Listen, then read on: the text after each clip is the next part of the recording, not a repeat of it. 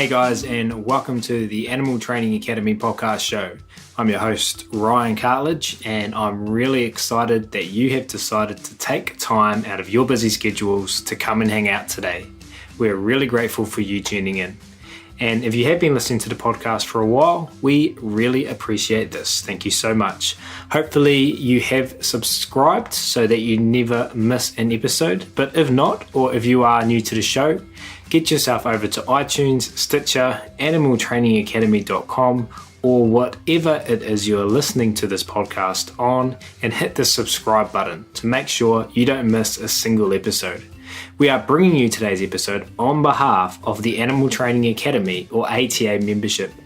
If you like the conversations in these podcasts, then I want to invite you to continue them with like-minded people within the ATA membership area, which you can find out more about over on the ATA website. Within the membership, you can get access to twice monthly live web classes, the back catalogue of previous web classes, plus a huge library of videos and projects to problem solve different training situations. And we're a sociable bunch with an exclusive private Facebook group, forums area, and WhatsApp chat groups. It's like a Netflix social media platform for animal behaviour nerds.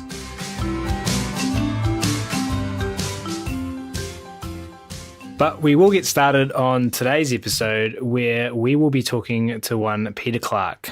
Peta Clarke lives and breathes the animals she works with. With over 25 years experience working as a professional animal trainer in a variety of settings, both in Australia and America, she has immersed herself during that time in the practical and theoretical application of reinforcement training in the care of literally thousands of animals. While all trainers have their favourite animals and even breeds, Peta urges us to step outside our comfort zone and work with as many different species as we can.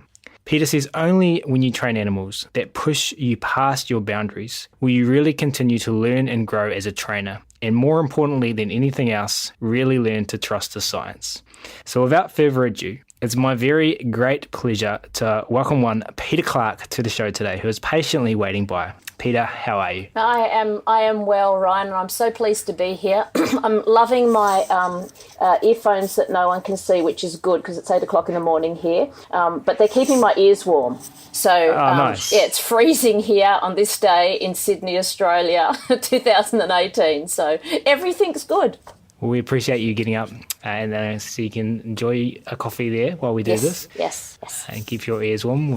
We're both rocking very stylish looking headphones today, and probably quite appreciative that no one can see us. I know. I did check that, everybody, with Ryan when we first came on. It was like, this isn't video, is it? It's not going out to the world, is it? So Ryan and I are safe. No, I got these $25 from Kmart, and they've been a really sound pair of headphones. Yeah, awesome. My kind of headphones. Hey, just before we do get going, Peta, like I said, thank you very much for making time, not just today to come on, but I know you and I connected about a month ago, and so, or maybe not even now, I can't really remember, but you took time out of your day then, you're taking time out of your day now, and you've been shooting messages back and forth, so thank you very much for all the time and effort. Pleasure, and you know, kudos to you, kiddo. Like, this is just a fantastic community that you have put together. I can't believe that I get to come on and reap the benefits for as kind of a, sleuthy little person here. I'm learning so much. I'm loving how people are with each other, on the Facebook page, and just the way you deal with people here. It's phenomenal. So yeah, hats off to you. Yeah, thank you very much. And I have been hoping to produce this episode for a long time now. Your name has been mentioned on the podcast before. There's value in anticipation, Ryan. That's all I can say.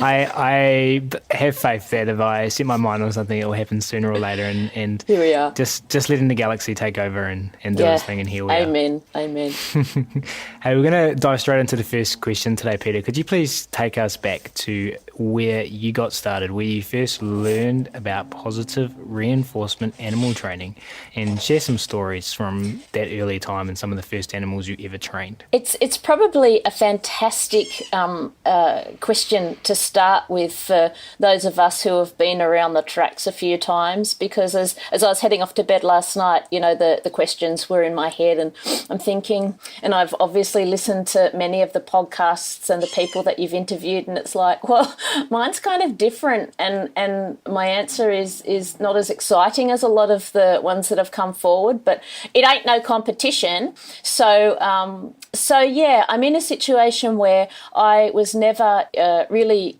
interested in animal training as a kid or even sort of as a young adult, and I was interested in getting another dog, and the dog that I had at the time, a Dalmatian, I believed, my interpretation was that she was aggressive to other dogs, and nothing could have been further from the truth. And the lucky thing for me at that time was a lady called Vicky Austin was then living in Barara, just around the corner from me, and as luck would have it, I touched bases with her, and Vicky at that time had a fantastic history of success in the obedience ring with traditional training, but she'd just acquired a couple of books and had been hearing some things about positive reinforcement training, and so we talked about like the two options that I had if I wanted to learn about this new way that she was still learning about herself, or if I wanted to, go the traditional way. And the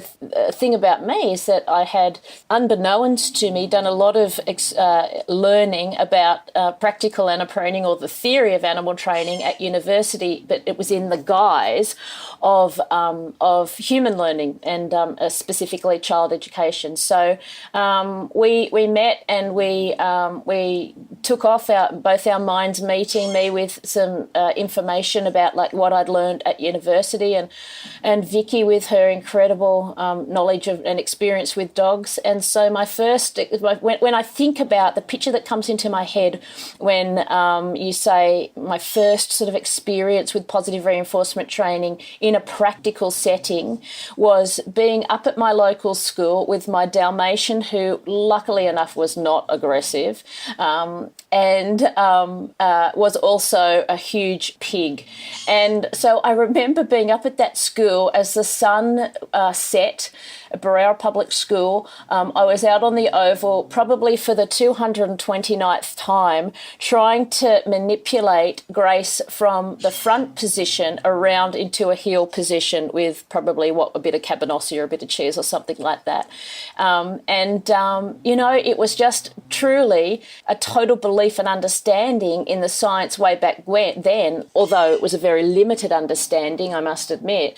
That was my real first experience. So I think I was lucky. I think dogs are a fantastic species to learn on. They're so forgiving. They're so they come with that gorgeous love. Probably so many people cringing when I say that word, but let me phrase it this way: domestication, and that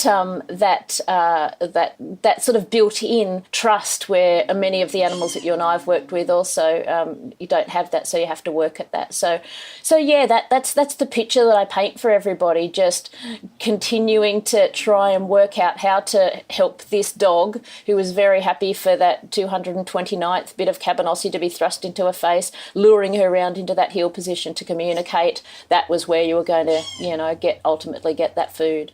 And so with your non-aggressive big pig Dalmatian, that's it. You didn't give me a name, so we're just going to go with non-aggressive. Her name was pig. Grace. Her name was Grace. God, she was a ripper.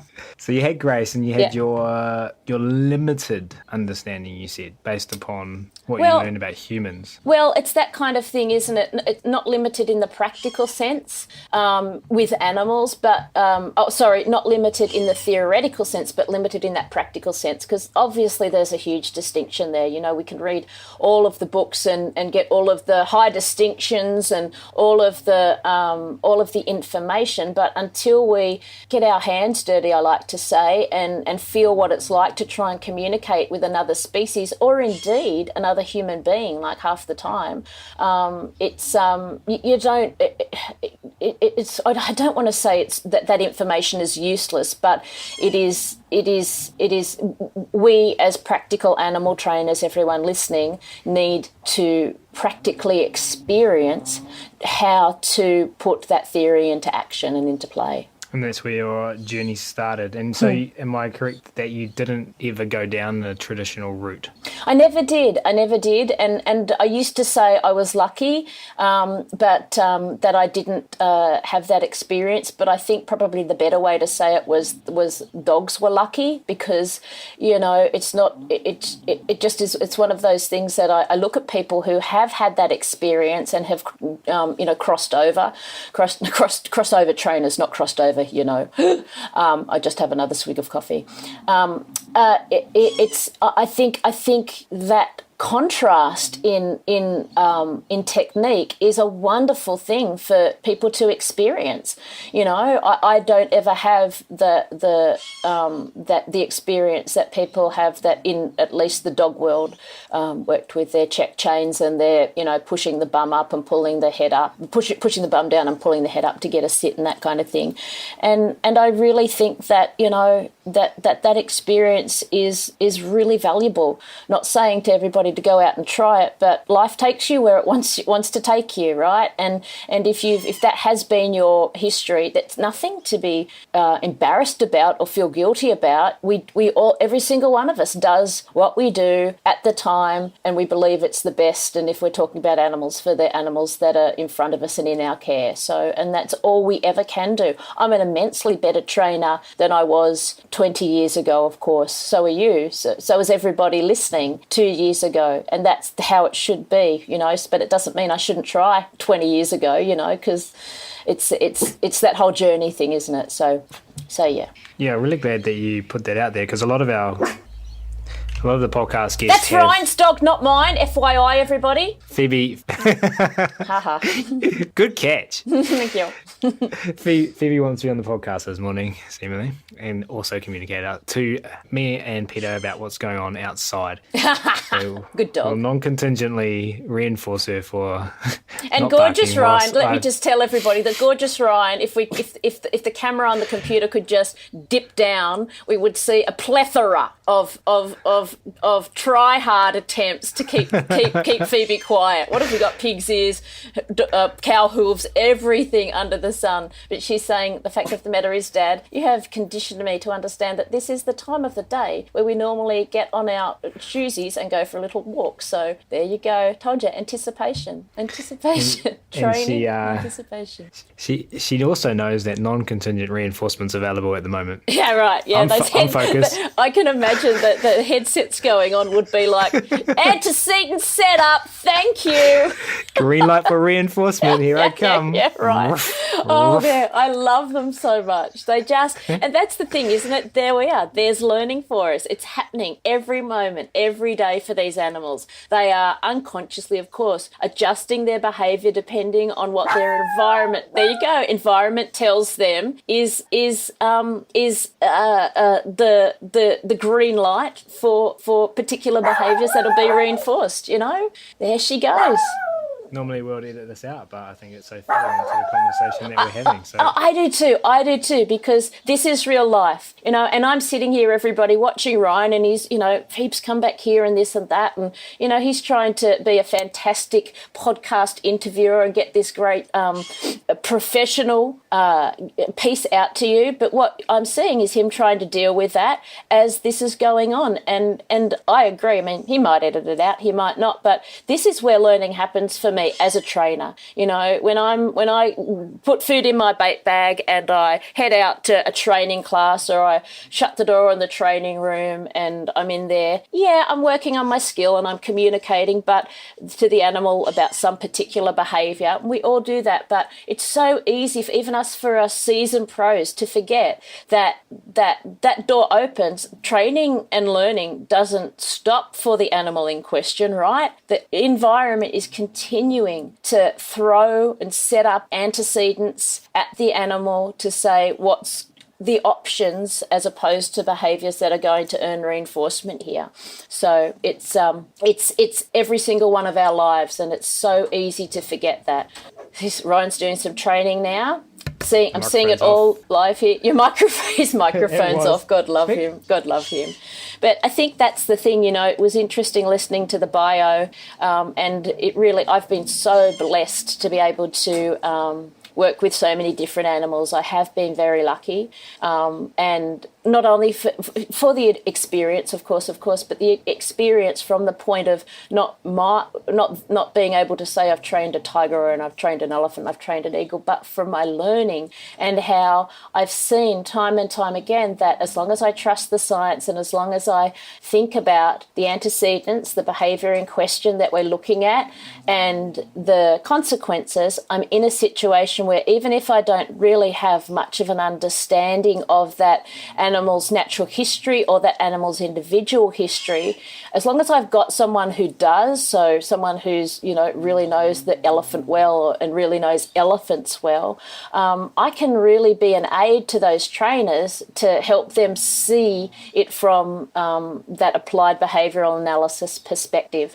So those ABCs are where they're at. And again, those ABCs don't stop when we, he's pumping the air, when those ABCs don't stop when we stop thinking about them, basically. And I think that's the thing, isn't it? Lots of different species and trying to tattoo somewhere in your hippocampus, I think, is that the bit that does memory? Oh, all the neuroscientists are rolling their eyes out there. In your brain, let's just say that sounds better, that it's always ABC. It's always ABC. It's always ABC. Thank you, Susan Friedman. So good. So good. I love it. The ABCs don't stop when we stop thinking. Thinking of them, yeah, that's right. Learning is always going on. Training might not be from our perspective, but learning is. So you may as well just think training all the time because the dog is, right? As Phoebe so beautifully showed us right there. So I remember as a keen young bean, what do they say? Bright-eyed, bushy-tailed, going to Taronga Zoo and having absolutely feeling very special because someone was paying attention to me as a young trainer and they'd set me up and I had access to the free flight bird show there at Taronga and I went backstage and I met Nick Bishop. And Nick Bishop introduced me to you, and I remember standing there having a yarn with you guys, just being like, "Oh my God, this is so amazing!" So fill that gap in between. So that was 2010, I think. Yeah, that'd be right. Yes, what would be right? Yes, that'd be about right. Yes. So from dogs to now we're talking about free flight birds. I'm a funny thing, and I guess like a lot of your listeners out there, as you say, like we're all nerds, and that's what I mean when I'm a funny thing. Like I just got bitten by the power of this and the enormity of it. Although I think back then at the school with my 229th bit of Cabanossi, I didn't realise the enormity. But yeah, so one of the things that I, before the zoo, I was lucky enough to do was some film work and actually go back. It was before the film work that I actually went into Taronga, and you talk about bright-eyed and bushy-tailed. How about this? I actually, my first experience with that bird show at Taronga Zoo was with a hard hat on, being taken down by the then manager of marine mammals, Mr. Andrew Irvine, after this bright-eyed, bushy-tailed, innocent youngster had rung up because she had a boxer puppy and was interested in finding out more about positive reinforcement, and that was back in the day when they said, yeah, come on in, no problem. So I went, we've all been bright-eyed and bushy-tailed at one stage, haven't we, and spoke to Andrew about how they use reinforcement training with the seals, and he just happened to say, if you're interested in all of this, did you know that they're setting up a free flight bird show here? here. And there's a man over from America called Steve Martin who trains free flight birds, and I'm like, what the? I'd never heard of such a thing. So talk about right place, right time. Off I went. There was no seats. They were still gouging out the sandstone for the seats in the amphitheatre there, and I got to watch Matthew Kettle, my dear, beautiful manager for all of those years. I don't know how he put up with me. Matt Kettle, and I think it was Steve, Eric from America, do some work with a barking owl, which I'd never seen or heard of at the time, called, I think it was Wing Chun. So you know, it's life takes you. You pull up your oars and you get interested in something, and life powers you along, the universe, whatever you want to call it. So yeah, I ended up going and working for Steve, just as an internship at Disney's Animal Kingdom. You know, this is someone who was interested in learning how to train dogs better, right? Dogs. So, but I knew instinctively, you know, because I had my introduction was the science, and then I sort of like, oh, we could do this stuff with animals. I was always very aware of the fact that this was a universal understanding of you know, the basics of how behaviours grow, how they maintain, and how we die them. So I was never sort of betwixt about, I'd never trained a bird before, so I got an exposure to lots of different birds over there that I had never heard of before. That's where I fell in love with birds, at Disney's Animal Kingdom, and subsequently came back and got work at Taronga for many years at the bird show, which just was a joy, an absolute joy. Not only do you get to work and train animals for a living, but you get to share your passion with people who come and see the show, you know. And so it was just this most gorgeous thing, passion about birds, passion about animals, and in my case, passion about training, and that, hey, you can train your dog like this, you know, you can do it. It's just, you know, just we use sunflower seed, go get a bit of cabanossi or whatever. It was just such a joy, and so much learning there, because birds are very different from dogs, FYI, in terms of their awareness of the environment, and their, especially parrots, you know, prey species. Hey, like, you know, what do you reckon? I'm going to fly up there and get a dollar coin when way up there where you can't even see it because you're stupid human with stupid human eyes. You can't see the, you know, hawk or the peregrine that's flying past. You know, it taught me so much about sensitivity to the individual that you've got in front of you, and how they see the world. You know, we talk about the ABCs, we just talked about them then, but the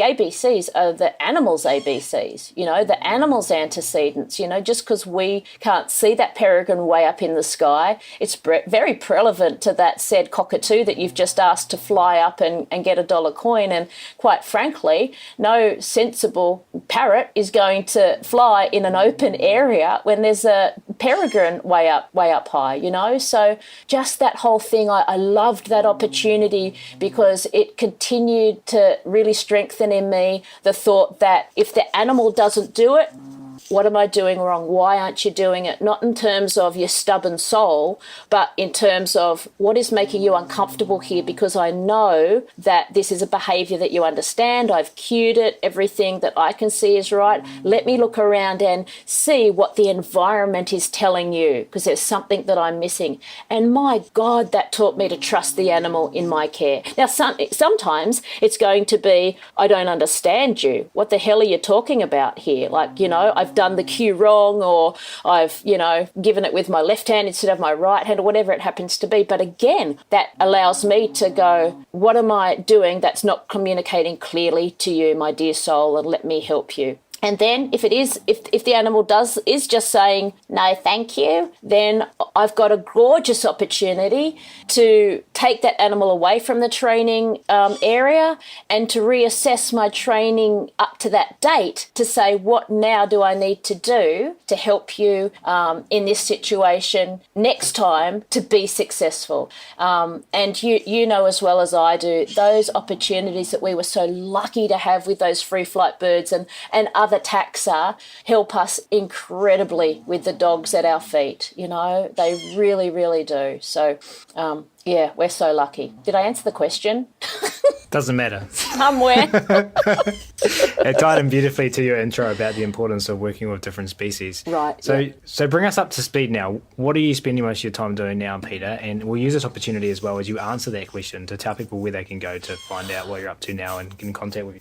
Yep. I'm so lucky, and I've always dabbled in film work for animals, and I'm kind of lucky at the moment as I sit and look ahead for the next 2 years. We've just finished a film called Top End Wedding, and that's why I'm extra cold, because it's only been, I think, 2 or 3 weeks that I've been home, and I've been in Darwin for, the last 3 months or so, swimming in the pool and going to the Tiwi Islands and just having a gorgeous time in T-shirt and shorts.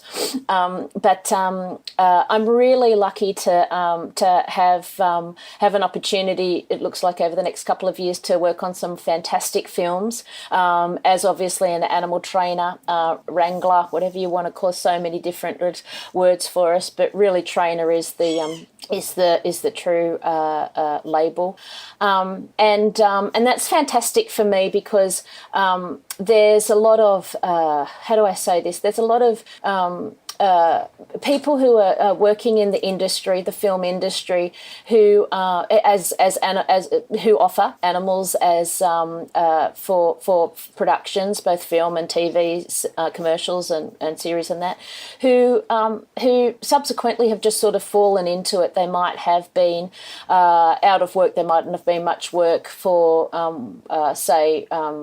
props, and they just happened to have a staffy, and their mates were working on a production that had a staffy, and so they say, oh, just, your staffy's good, just bring him along, and that dog just didn't have to do much, just hang around. He's a comfortable, confident dog on set because he's been around sets before, been to work with his person, and subsequently they get in the industry a bit of a name for being an animal trainer. But then when they need to provide animals that have training on them, it can sometimes lead down that sticky road of what pretty much everybody, in absence of really good teaching, does, and that is, a bit of force and a bit of push and pull and that kind of stuff. So focusing on the punishment, do this or else, you stay there or else, as opposed to how can I make you want to stay there, and that kind of thing. And I'm not judging anybody. It's just, the way that it goes. And so often, I'm sure everybody out there who works as a dog trainer has had the experience of going to see a client or hearing someone give advice to someone on a dog behaviour problem because they had a shepherd once, and so that gives them, they feel like they've got the experience to give advice. So it's sort of the same thing.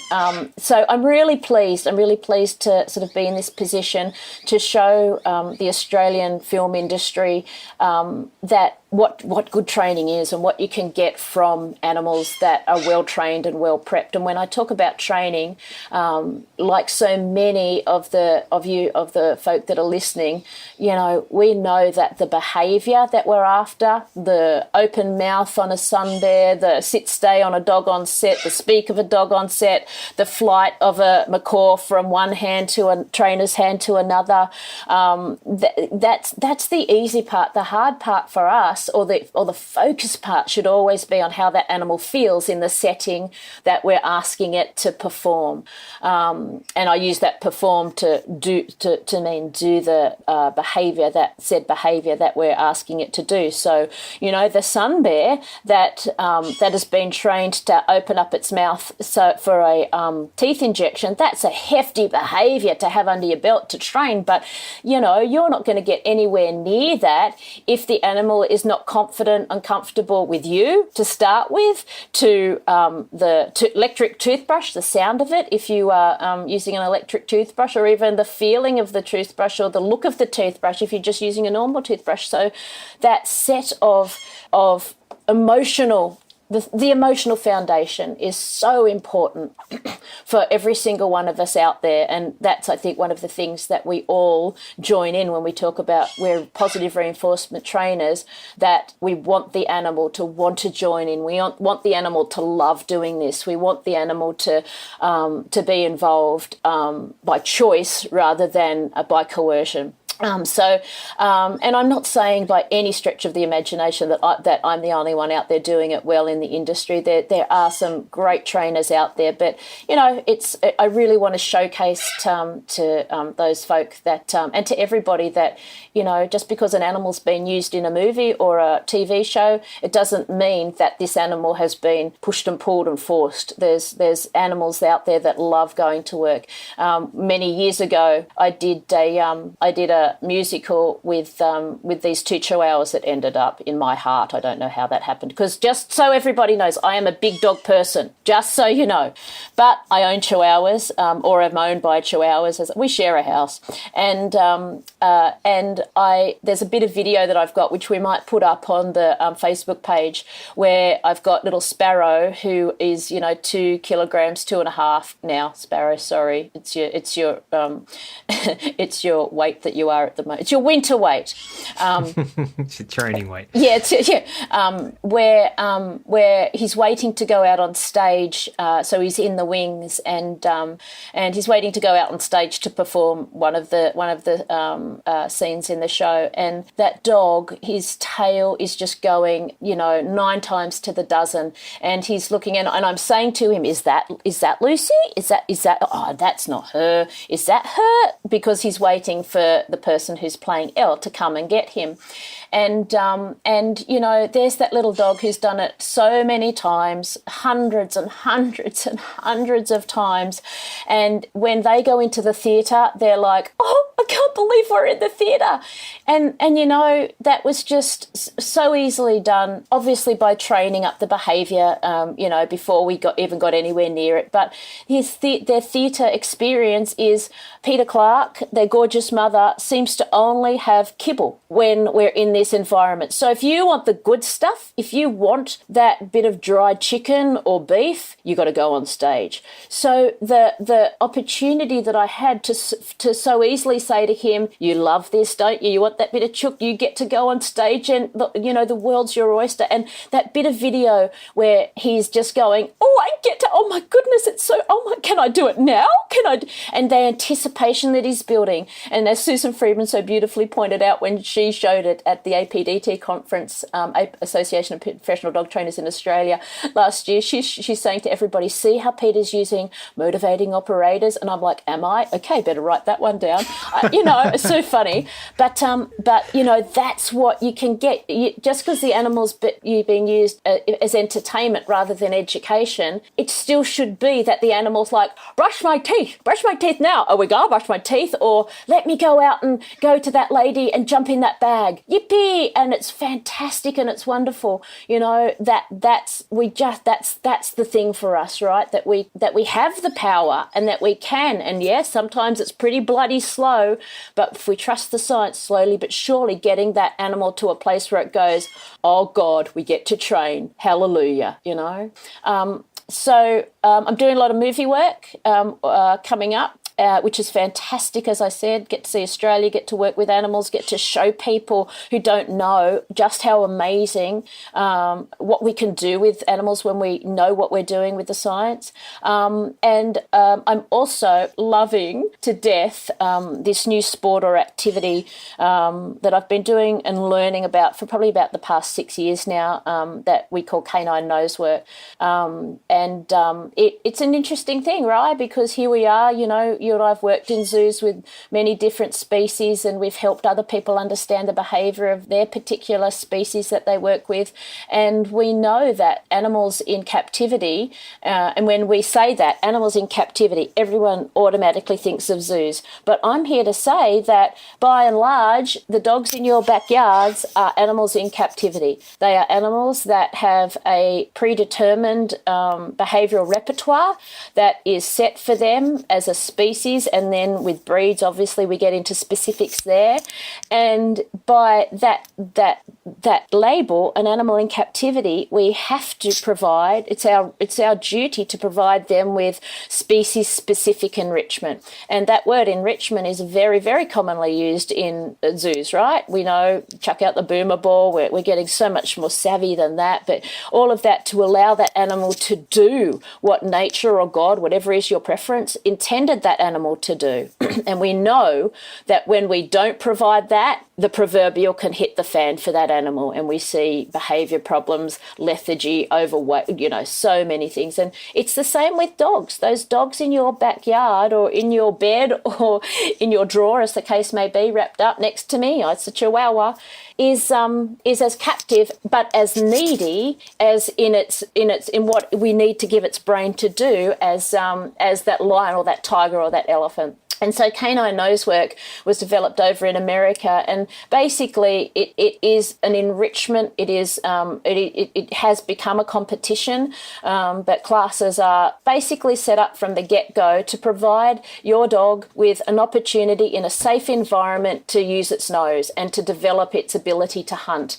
And those two things sound all lovely, and that's good for the dog. But when you see dogs that come in with behaviour problems, and you see them relatively quickly fall away when we provide this safe environment to hunt for a bit of chicken in one of the 20 or 40 or 50 boxes that are out there, there's no one that has seen that happen, has experienced that and not gone, oh my God. And it just so brings me back to my zoo days when we'd go, oh my God, like all we've done is take the food out of a silver tray and put it in a bowl that flops around and food scatters, and suddenly we've influenced that animal's well-being substantially. So canine nosework is just phenomenal, and it's led me more and more to understand what's going on at a neurological level when, we talk about PANSCEP's base emotional systems, and predominantly that seeking system to push dopamine, the level of dopamine in the brain. And it just, I can't say enough about it. And not only is it fantastic for the dogs, but it is also fantastic for anybody who wants to learn dog behaviour and really animal behaviour better, because it's a completely hands-off experience. So I might do a workshop and have a dog come in that, and this happened. This was actually one of the ones. Sometimes I feel like Phil McGraw going around doing these canine nosework workshops, because there's often tears. There's often like revelation. Is that the right word? Yes. To that we have this dog that can actually do something and can be seen by others. Not only the you're right, Quinny. Not only the owner as a dog of worth, because so many times we have dogs with behavioural problems and they can't go to the local dog park. Don't do that anyway, anybody. The local obedience club, right? They can't, because they're too much of a problem. They can't go to group classes. So we set up the environment, one dog in at a time. And there's this one dog that's in my head that I just want to share with you. And there's several stories like this that I could share. But it was a workshop that I did up Erin Away.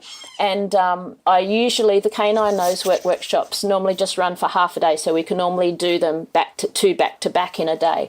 Bit of lecture, working the dogs, bit of lecture of what just happened, work the dogs again, sometimes 3 sessions with the dogs. And all it is, when I say a session, it's just, here's an environment for your dog, we've made it safe, and there's some boxes here, and we make it easy at first, and basically you can choose whether to hunt for this barbecue chicken, or you can do whatever you want to do. If you need to go and sniff around where other dogs have been, whatever you need to do to feel safe. And then usually once they've done that, they come and start playing the game. Anyway, there was this lovely lady who was just observing the morning session. And she was there really early when I was setting up, and I said, have you got your dog here today? And she said, oh no. She said, you'd hate me if I brought my dog, because the dog would be, barking and da-da-da, and it's very scared and da-da-da. And I went, oh, okay, no worries. I said, well, it'll be really interesting for you to see what's going on with the dogs that are here, because quite frankly, they're the dogs that this activity is so gorgeous for? And she's like, all right. And there's no words to explain it. There's really not. So anyway, we did that. And at lunchtime, she said to me, I've just asked the host and there's room this afternoon. Would you mind if I went home and got my dog and we played this game with you? And I said, no, of course not. Anyway, long story short, the shepherd, I think, was about 10 or 11 years of age. And it was just so, it was just so freaking scared. It came in the room and I just said, just let her off lead and let her see what she wants to do. And she went and she was sniffing. The whole body carriage was, as you would expect, down and head down and shaking and exploring with her nose a lot, but in that hesitant way of like, I'm going to run back any second, going back and checking on the mum, da-da-da. And she just kept on orientating towards the place that she'd come in. So my read on that is I always think to myself, animals orientate towards a point of reinforcement. So that was her telling us she wanted out. And obviously, in absence of any other information, where you came in is where you get out, right?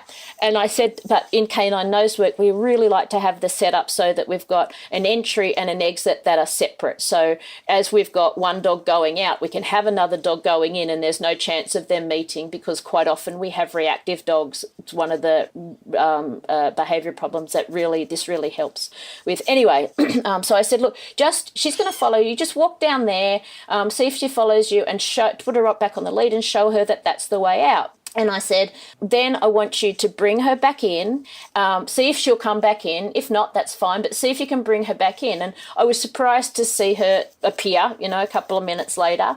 If she needs to sniff, if she needs to piddle out there, that's fine. But we'll just wait for you. We're going to leave it open. All the spectators are going to move, and we're just going to bring her back in. And she came back in, and the dog, obvious. And I had left that door that she went out open, and obviously she came in and she went straight back out again. And everybody laughed, and I'm like, frickin' bingo! Because what have I just said to that dog? You are not captive here. You can always go out if you're telling us that's what you want. And so that was her go. Did the other dogs, had a little talk. When she came in the next time, she came in and went to the door, and I said to Mum, just ask her if she wants to go out. And she said, do you want to? And the dog said, no, I just wanted to make sure the option was still on the table. And she went around and she never got comfortable enough to eat the food, but she hunted for it and she stuck to those boxes and she went, it's there, it's there, it's there, it's there. And I went, that's great, that's a plus. Anyway, the third time, because I had to give her a third time because this dog was just so making me so happy that finally after 10, 11 years and the owner's crying, oh my gosh, she's, and the third time she came in, she went round and clocked the boxes. She never ate, but you know what happened, Ryan? She went up to her mum and she did this great big stretch. And she wagged her tail and she rolled on her back for a belly rub. And we're all bawling because while we say to the dog, there's chicken in boxes here if you want to hunt. And it's so easy for human beings to go. So the goal is for the chicken in the boxes to be gone by the time the dog leaves. That was the biggest success in the world, and the chicken was still there. It's about saying to this animal, you're free here to do what you need to do. And I've no doubt if it was a class, the dog would have come back and gone, let me hunt and let me show you how good I can do this. But it's helped me so much understand and watch and say to the animal, I think you want this, I'm going to give it to you, and then look at the behaviour that when I next see them to see if I have indeed chosen the reinforcer that they wanted. Because that's the thing, isn't it? That chicken in a box, 9 out of 10 dogs would go, toppest reinforcer you could ever give me, thank you very much. But for that dog in the place that she was at, it was like, it's there, I see it's there, but the best reinforcer that you can give me, or the best consequence I can have, I can't say if it's a reinforcer or not, right? Until I see what happens in the future. But I can say by watching that animal's body language, animals orientate towards a point of reinforcement. I think you want this, so let me see. So it really helps us as trainers to understand what reinforcement actually is. You can have the most amazing cheese from Switzerland in your pouch, and if you're throwing it down your dog's throat, you're just feeding your dog. You're not necessarily reinforcing behavior. It's not necessarily what the dog is saying, yes, I will have that. That's all about where they're orientating. So, the canine nose work is just the most fantastic thing to hit the dog world for dogs and for dog professionals, because it allows us to really start to learn about them in their world, as opposed to on a lead, as opposed to under verbal control. It's just them being them. It's such a wonderful thing. And look, there's lots of, we've just had, it's an interesting thing also, because nose work is really blowing out and becoming really popular in the dog world, and lots of classes are being offered. And I just really need to say, because as you can hear, I think I've said the word competition once or twice. I haven't said anything much about that. And heaps of people love the competition side, and I enjoy it, but nowhere near as much as what I enjoy this dumb act. Simple, free, pretty much, like, chickens are now $9 at Coles over here. So go and get your free boxes from Bunnings. Don't know what you have, but, if you've got Bunnings, go there. And the chicken, so it's cheap as chips for this incredible benefit. My love is really in the therapy of it, and that basic box game. I'm really trying to write a manual just for everybody of what I've learned, not for it to be the be all and end all, but from what I've learnt from working dogs, who we modify the game for them specifically to ensure that they get the most therapy out of it. But yeah, the whole nose work thing. There's people out there offering nose work classes that might not necessarily be as therapeutic, and this is really important for me to say, so don't cut it out. When editor, please. He's nodding. It's really important for me to say, not to diss anybody, but to just understand that like all dogs love nose work, but dogs that really need the therapy aspect of it, they might go to a nose work class that doesn't say, for instance, have all the dogs separate. They might be in a crate right down the end, and the dog that is working the search still works in with those other dogs and knows that they're down in the crate. For some reactive dogs, that's just too much. They're just not going to be able to cope with that. So in my classes, in any canine nose work class that you go to, that canine is a bit of a key there. They're the ones that the dog comes in one at a time, and the other dogs will either be crated in another room somewhere, or every dog is made to feel as comfortable as possible. Oftentimes people just keep them in the car when it's not their turn because they're comfy in there and that kind of thing. But that's really important to understand, because while most dogs will go to any nose work class and go, yippee, you've got to be joking. Like, they come in and they go, okay, what's this game? Okay, everybody's quiet and there's lots of people. Oh, it must be like a vet conference. Oh, shit. Oh, sorry, I had to swear. Because that's what they think. But then they realise what's happened. Yeah, write down your little time. God love him, he's writing down his time. But then they realise what it is, and they're pulling their people in there. Can't remember why I got onto that. But anyway, the dogs that really need, like that shepherd, and dogs that are reactive to other dogs. My little Quinn, one of the Chihuahuas for Legally Blonde, he has had a very reactive past. Every time I talk about him, I think of Prince, because Prince went through that thing where he was the artist once called Prince, and then for a while he didn't have a name. I say, he was once reactive. And obviously Quinn's still got, like all dogs that, have that history, he could still be reactive if the antecedent set was right, if he felt like he needed to. But amongst a lot of other things, the counter conditioning programs and all that, the opportunity to go to canine nose work, to go in, to search for chicken in a box, to have that dopamine surge, to have that anticipation, all of that happen, and then to also go in and smell the smell of other dogs. It's that is like the most fundamental base place, as I realised, after seeing this, that we should start with counter conditioning with dogs that are reactive to other dogs. We should start with the olfaction, the smell of other dogs. So one of the things in my classes on the therapy stream that we do in the workshops is, if we've got a reactive dog, we might say, okay, well, can we have some blankets from out of some people's cars that have other dogs' smells real strong on them? Have we got a situation where we could, if it's a class, could people leave an old T-shirt with their dogs in their dog's bedding, or if their dog sleeps with them, just bring your old nightshirt, so that there's a really strong smell of other dogs, so that we get the dog coming in and going, I know this game, the boxes are there, I feel good, but oh, there's a strong smell of another dog. Smell, other dog, other dog, other dog. Now I'm hunting, dopamine surge. So look at how that counter conditioning is working at it with the sense that is most paramount for this species, as opposed to what we've always done, and I've done it for years too. Look at that dog. Okay, here's the food. You're in a situation where we're the ones that are visually, that have a primary sense visually, not the dogs. And the other thing, I know I'm taking up way too much time, Ryan, but the other thing that's so valuable, because we've basically I've started off playing around with, and when I say started off, I've been doing it for maybe 3 years now.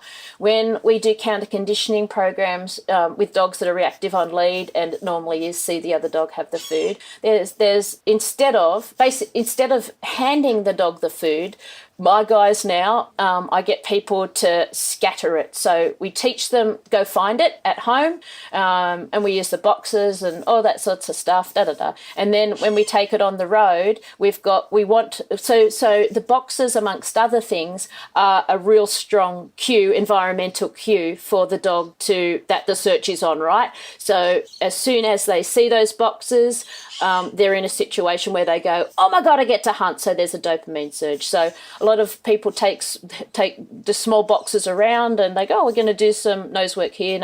But because if we've got a situation where the dog is reactive on lead, I want my people to have a verbal find it cue that's as strong in association with that dopamine surge and the hunting feeling as the boxes are for those who do it in class, and that's because we're going to take it on the road, right? So we have a situation where we get to take the dog out and they see another dog and it's like, oh, there's the other dog. The find it game's on. Go find it. And, we manipulate sort of where we show the dog to go and all that kind of stuff.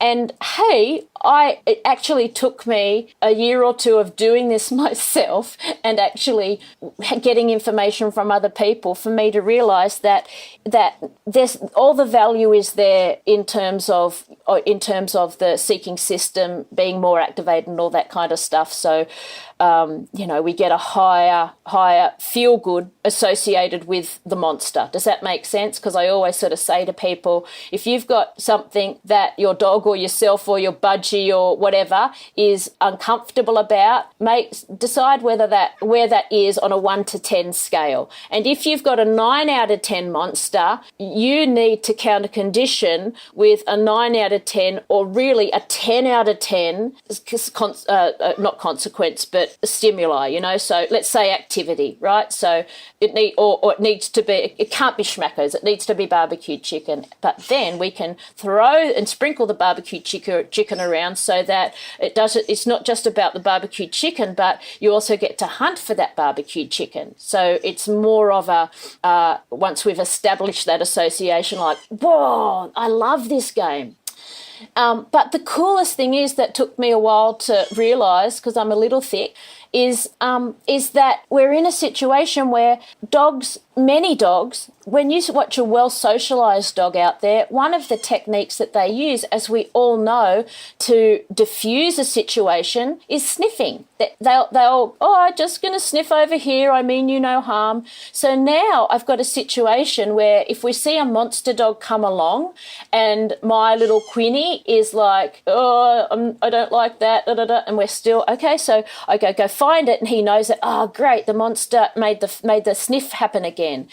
instead of what we used to do, I need you to make sure you see the other dog so that you know that that's what made the food come.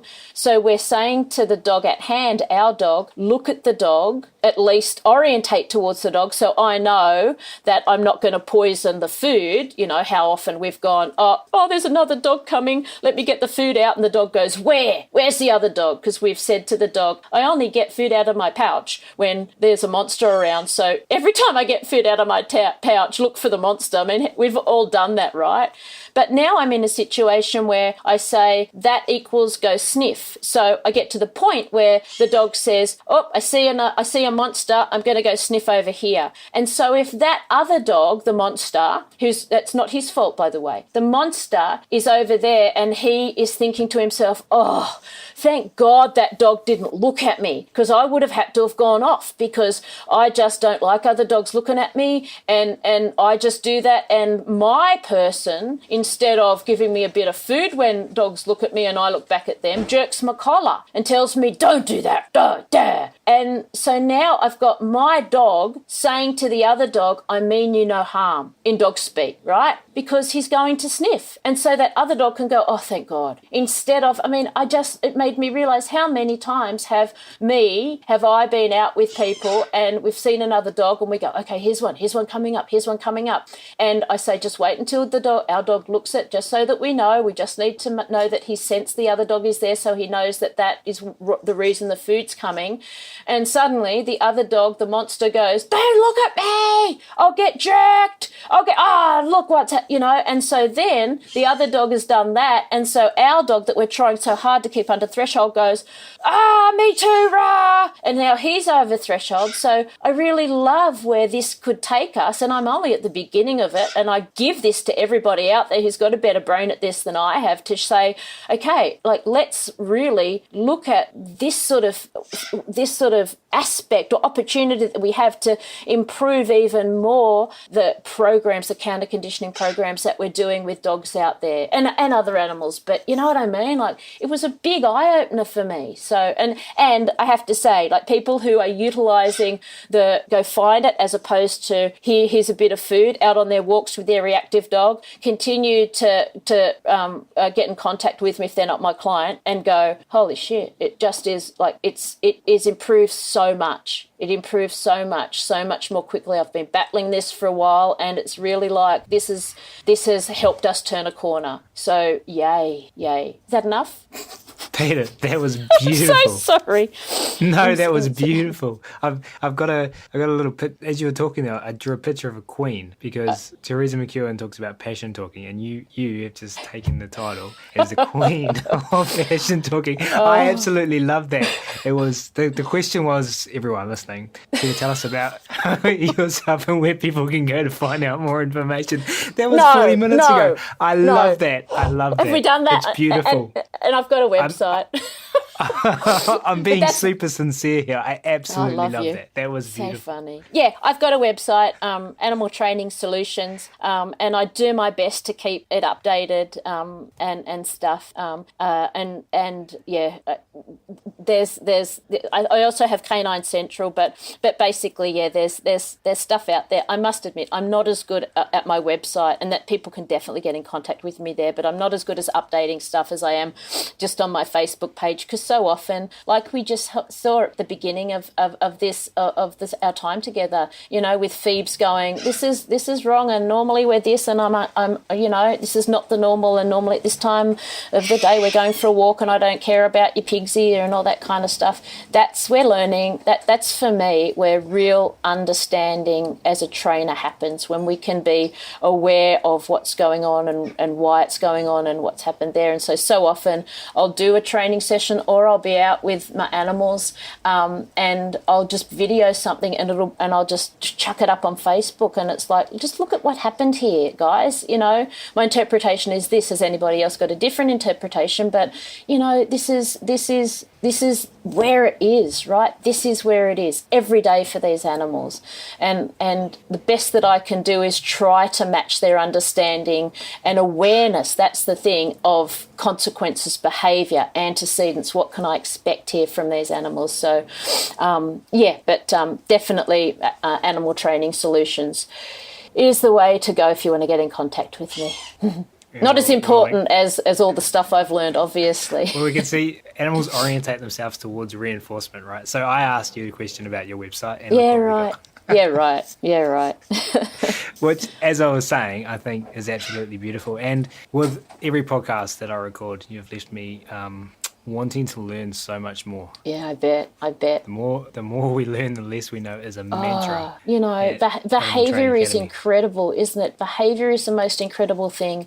And I think to myself, so often I look at the amount of opportunities new trainers have out there to learn now. Like, there's other people, what are they called? Seminars and, oh my God. And, when I was starting, I was on a modem, and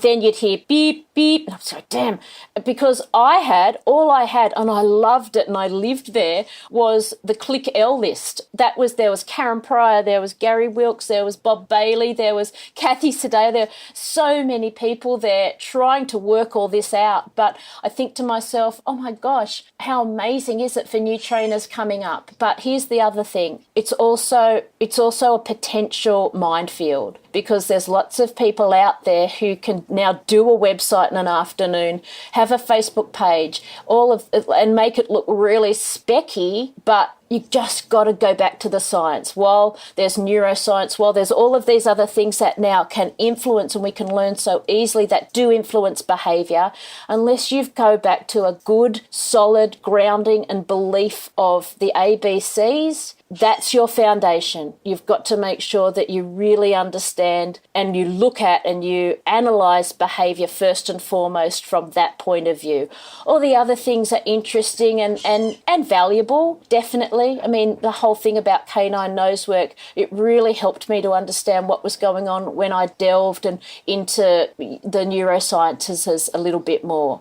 But when it comes back to it, I can't see the dopamine surge. I just read the studies and look at the behaviour to say, yes, this dog is enjoying itself, it's wagging its tail, its body's loose, it's engaged, it's orientating towards the boxes or the odour or the room that we do it in. Animals orientate towards a reinforcement. So I always am going back to the ABC. So all of you youngsters out there, just remember that you've got this plethora of incredible information to fuel your journey. But please spend the time and the effort understanding the science of applied behavioural analysis, because that if you don't have that, it's like a house. You can build this most beautiful house, but if your foundation's crap, it'll all fall down eventually. So go there. ABCs. That is potentially the most exciting thing I've ever heard anyone say on this podcast. We've all said it. I just say it because I've just finished my cup of coffee, with a bit more oomph maybe than others. But we're all saying it, ABCs. Damn you, Susan Friedman. ABCs. And I say that with love, everybody. I love her. I adore that woman, as we all should. If we're interested in this wonderful journey with these animals, she's the queen. She is the queen. So I love that, because you answered all of the questions and I didn't even have to answer them. We talked about what comes first, emotions or behaviour. Emotions. And you shared your beautiful story about your Chihuahua, and potentially we'll share that video in the yes, podcast. 100%, 100%. I've seen that video. I've watched it on your website, I think, is where I saw it. I've seen it somewhere, but it is beautiful. Yeah. We talked about choice and control with regards to your example of your dog being able to exit the area where you're doing your canine nose work. And we talked about canine nose work in great detail. Yeah. One thing, for everyone listening out there, because I'm sure all the dog nerds and the zoo nerds and horse nerds who are going, I've got to make sure that I'm giving my species the appropriate enrichment for its taxa. where can people who want to get more into canine nosework, and you mentioned the differences between canine nosework and other noseworks there. Yes. Well, because we're in the Southern Hemisphere, I will talk to you about the ACSW, which is the arm of nosework in Australia that predominantly deals with the trials and the sanctioned events and that kind of thing. So it's more the competition. But on that page, ACSW, and I think if they go to my site, Canine Central, but just put in Peter Clarke, or go to Animal Training Solutions and you can go to Canine Central from there. I've got a link to the page on the ACSW that has a list of certified instructors. So one of the founders in America, the amazing Jill Marie O'Brien, who I want to be in the pocket of for the rest of my life and just listen to her, she's come over twice now and given us 4-day intensives to help us understand the importance of their philosophy of giving the dog choice, control, that this is the dog's game, all of those sorts of things. There's a list of people who have been through that and who have got what's called their CNWI, Canine Nosework Instructor, or their ANWI, which is what I am because I'm not good at getting paperwork in, Associate Nosework Instructor. As long as, here's the easiest way to do it. The easiest way to do it is to, if you're interested, do a little bit of a search around your area, and if there's someone who's doing nose work or scent work, they might be great. They just might not be able to call it canine nose work because they've not gone through the course, but they might be using all of the philosophy and all of that kind of thing, where the dog is in control, and that will be therapeutic for the dog. And my thing is, whether it's nose work classes or dog training classes or cat training classes or bird training classes, you ring up that person, you have a chat, and you say, can I come and watch a class? That's the thing for me. Realistically, anybody who's got any real desire to share and help and enjoy this amazing experience that you and I and everyone out there who's listening knows we can have with these animals, as opposed to just sit, stay, that we can be on this journey with them. They should welcome you with open arms to come and sit in on a class, or at least see a lesson that they give, maybe with a private or something like that. So that's what I would suggest. And look, quite frankly, it is a very canine nosework is a very organic class, and so it's one of, and what I mean by that is there's probably people who would hate my approach because this is what I'm like. Look at what happened there, and there might be people who would prefer a different approach, and so it's that kind of thing as well.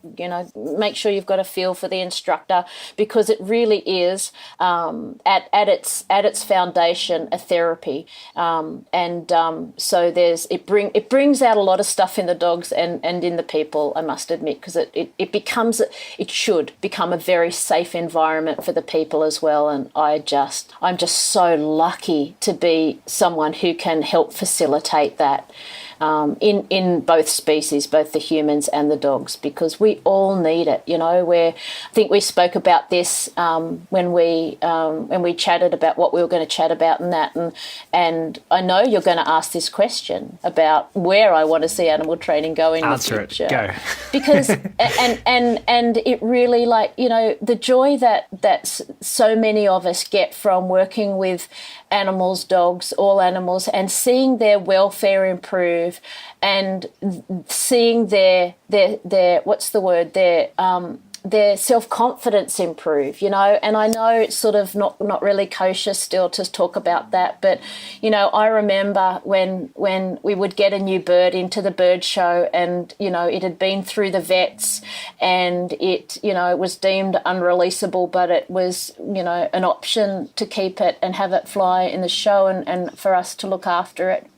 You would see these birds come down with shit feathering because they weren't preening anymore, they weren't bathing. I'm thinking particularly of an eagle that I had the utmost pleasure in learning from. And, you know, they've been at a vet where the most important thing for the vet is to keep them physically well. I've got to make sure that, you know, we catch you up every day and look at that wound and clean it and rebandage it and make sure you get your antibiotics and all of that. And in the process, the control, any sort of control that they have over the outcomes of their life is taken away from those birds or that animal, you know, insert species here, right? And so they come down to the show and they're like, why would I bother? Why? I can only say they're depressed, you know. You can only say that they're not looking after themselves anymore. They're just like, shit just happens to me and I just deal with it, right? And nothing I do, no matter how fierce I act or how much I try to fly away, nothing works. So I just got to suck it up, and that's just my life. And they get to our world and we go, oh, you're worried about us coming in? I saw your feathers slick. Okay, we'll just put the food here and we'll go away. And suddenly we give them back all of this control, right? And you see them come alive with themselves again. You see them, oh my God, I can control situations here. Maybe not all of them, but some. And that is, you know, that is the paramount, that is the foundation of all positive reinforcement training. Because every single one of us finds control of our environment to be able to manipulate our environment to our liking, the reinforcing, right? It's about survival. And I think we so often forget that with human beings. It's so easy with human beings. And I fought this in myself. I fought it, but I kept fighting it because I knew what I was seeing with the dogs and the birds and the seals and all the other animals. I knew what I was seeing because of how I was interacting with them. I knew that it was the same for people. So I know that people react aggressively and not hit you in the face sometimes, but that passive aggressive, that horrendous crap that we can sometimes say to people. Even things like when someone's got a gorgeous story and the first thing that comes out of my mouth is, well, my dog. It's like, I didn't even hear you. You're like that. Like, we can so easily push each other down and tell each other that we don't matter, right? And by the most important thing for us is to give control, to give that understanding that you do matter. Whether it's a Ryan in front of me on the computer in New Zealand, or if it's a Quinny here, Chihuahua, human, cat, it doesn't matter. To say to an animal that you are important and you have value, and I'll give you as much choice and control here as possible, is paramount. And so for me to be able to not only do that for dogs, but to be able to make a human being feel better about themselves, there is nothing better. There is absolutely nothing better. To treat someone with kindness, even though you might be well within your right to be a turd, you know, and to say, well, blah, blah, blah, you know, and to be defensive yourself. It's just the most unnecessary thing in the world. And a story that I'll end with, because I know we've got to end, even though we could go on for a while. There's so many again, but like that beautiful shepherd that I spoke of, just the beginning of this year, we were doing our second canine nose work workshop down in Tasmania, where, let me say, it was like 40 degrees. It was the ridiculous, just so stupid. And up in Sydney, while I was in Tasmania, it was like 32. I'm in Tasmania, it's 40 degrees. Anyway, and most of the people who had come to the first day had been before, but there were 3 people who hadn't. So because there was only 3, I sort of went round and just got a bit of information about, have they done any scent work, da-da-da. And I was kind of, the guy who I kept till last, because everything about his body language was not appealing and not inviting and not making me feel comfortable. So not only do we orientate to reinforcement as animals, we avoid punishment like the plague, right? So anyway, I got to him, and his reason for coming was that his partner, his wife, I can't remember, was overdoing something with some gun dog folk who were at the same facility during that weekend. And basically, you know, this is a man who had done amazing work with and had amazing experiences all around the world as a professional detection dog handler. And he had in his day been just as nerdy and as in love with learning about it, that particular aspect of dog work, as we are about what we are in love with as far as animal training goes.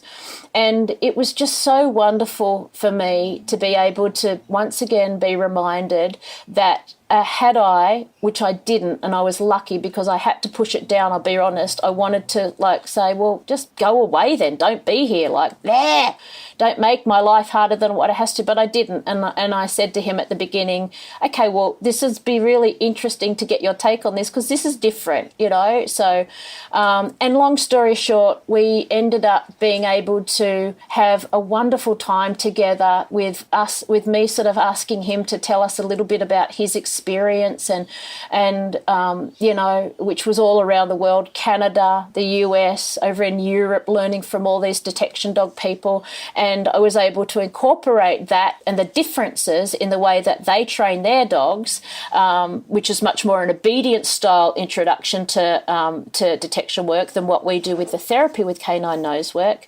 And his whole demeanour changed, of course, because I said to him, you're worthy, you're completely worthy and you're welcome and you're safe here. And so you can imagine me at the end of it when he came up and he said, that was really interesting, that was good, I can see some, it's just a completely different way of doing stuff and reasons for doing stuff. And I said, yeah, you know, and thank you for your input and blah, blah, blah. And I said, you know, have you thought about doing some workshops down here? Because, you know, you've got amazing stories, it's really interesting. And he sort of went back into his shell a little bit.